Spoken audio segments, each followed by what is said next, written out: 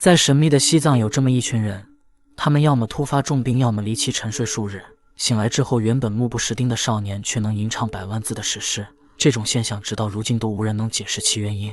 這便是西藏天授吟唱人。現在让我們把時間拉回到1989年，西藏一家牧民中有个9岁的孩子，很長一段時間裡他都過着放牧的生活，但一場詭異的夢境改變了他的生活軌跡。據他描述，夢中是一片廣袤到沒有邊際的草原，遙遠的地方出現了2個騎馬的男子，走到多吉跟前後表示他就是那個被選中的人，接着便拿出經書讓多吉吃掉。也不知道過了多久，2個男子慢慢離去，奇怪的夢境就這麼結束了。醒來後的多吉恍恍惚惚，念念有詞，時不時的頭暈目眩，嘔吐不止。來到學校後，多吉感到腦袋要爆炸了，猛然間他從座位上站起，唱起了晦澀的歌謠。這個過程整整過去了2個小時，同學們從開始嘲笑變得安靜下來，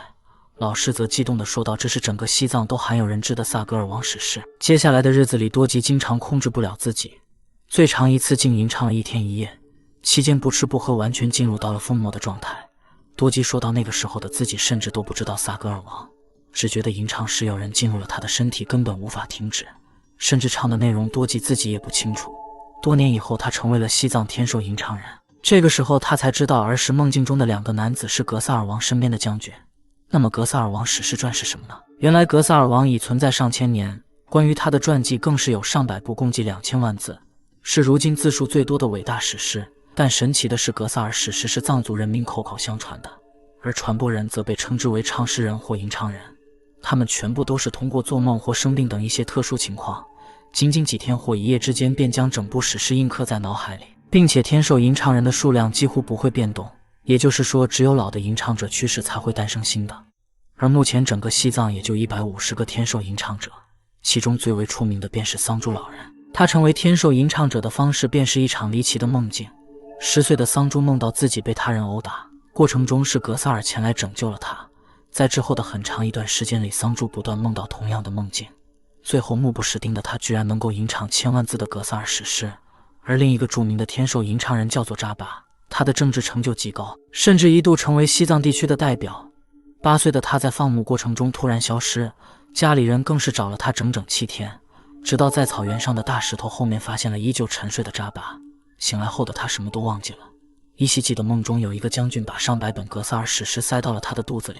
從此以後的扎巴經常說一些聽不懂的話，村裡人更是覺得扎巴瘋了，於是便將他帶到了寺廟中尋找活佛指點。幾天後，扎巴再次沉沉睡了過去，醒來後居然一字不落地開始吟唱格薩爾史詩，字數更是多達700多萬字。除了桑珠和扎巴這2位男性天授吟唱者，一名叫做玉梅的女性吟唱者的經歷也非常離奇。原本從未上過學也不知道格薩爾的少女，在16歲的時候做了一場離奇的夢，夢中有一個神女從天而降，說到她有着別人沒有的慧根，隨後就把格薩爾的一部分智慧贈予了玉梅。醒來的她連續數個日夜不斷地歌頌格薩爾王，並且期間不吃不喝不休息，可卻沒有絲毫的疲憊。可能你會懷疑這些西藏天授吟唱人，認為他們吟唱的內容都是自己編的。可目前存在的150多人，大多數目不識丁，每個人都能唱出至少100萬字的詩歌，並且內容幾乎都一模一樣。當人們發現吟唱者講出一些新的篇章時，這些內容都會被填補進去。數百年來，逐漸形成了一部2000萬字的恢弘詩篇。這種僅存在於西藏的未解之謎，還引來了走遍中國欄目組進行採訪。專家認為，這極有可能是集體的潛意識爆發，因為這些人都是生了一場大病，或在夢中才成了天授吟唱者。所以說新的意識會佔據他們的靈魂，可專家的這種解釋實在太過牽強了。畢竟如果用科學解釋玄學，那必定無法讓人信服。